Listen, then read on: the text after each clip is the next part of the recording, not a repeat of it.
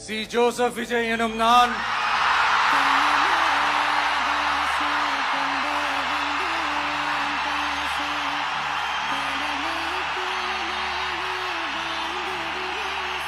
சட்டப்படி அமைக்கப்பெற்ற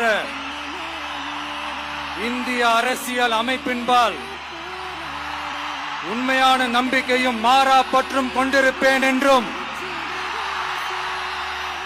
இந்திய நாட்டின் ஒப்பில்லாத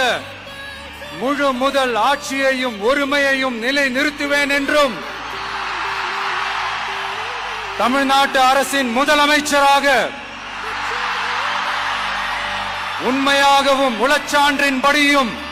என் கடமைகளை நிறைவேற்றுவேன் என்றும் அரசியல் அமைப்பிற்கும் சட்டத்திற்கும் இணங்க அச்சமும் ஒருதலை சார்பும் இன்றி